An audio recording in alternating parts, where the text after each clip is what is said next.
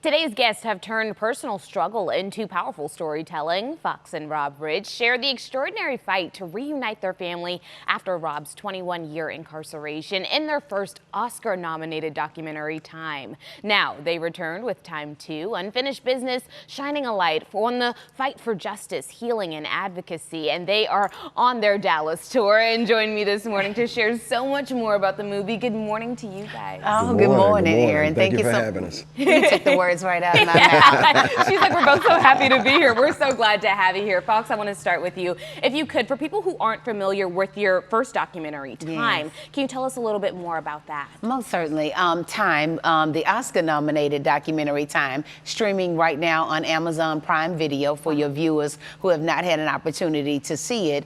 It chronicles our family's journey through 21 years of incarceration in Louisiana and our fight to bring him home and overcome a 60-year practical life sentence in prison. And so it is a story about more than just the pain or the struggles that we endured, but it's a story about love and hope and resilience through whatever obstacles you're facing in life. Wow, wow, how inspirational. I can only imagine the emotions that you went through as far as putting that first movie together. So I can only imagine going into this second one, just how that brings up emotions once again. And Rob, what inspired you to create a follow-up to Time? Why did you feel like there needed to be a second one? Probably for the same reasons the first. It was out of necessity. We were, in the first documentary facing what was a practical life sentence.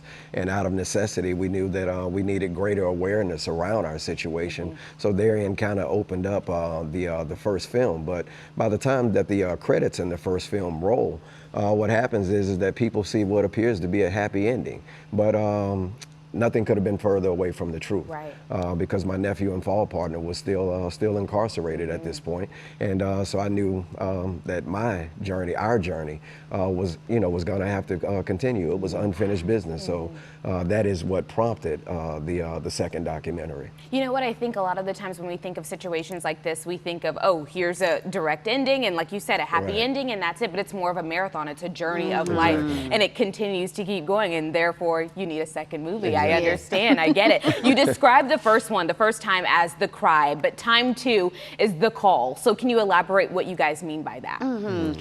Time 1, we call it the cry because it was our cry out, our plea for help.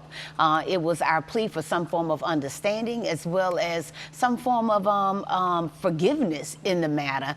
Time 2, we call it the call because this is a call to action. It is about mobilizing people to get involved in this system because the United States of America leads the world in incarceration. So it's not just a black problem. It's not just a white problem. This is an American problem. And as one of the superpower of the world, I just think that there are other things that we can be spending our money on, our time on, and I think that our nation will be better served. And so being able to have the cry, which Time 1 was, but now we're saying, let's mobilize, let's do something about it, not just accept things for how they are, but this is our country and we can make our country how we know it should be. Yes, indeed. You know what, I'm so glad that you mentioned money because of the simple fact that incarceration in the United States is such a big business in general. And so when you look at it from that perspective, you realize, oh my gosh, these are people's lives that we're dealing with, that we're playing with almost, And so I want to get back to you because you mentioned your nephew, Ontario.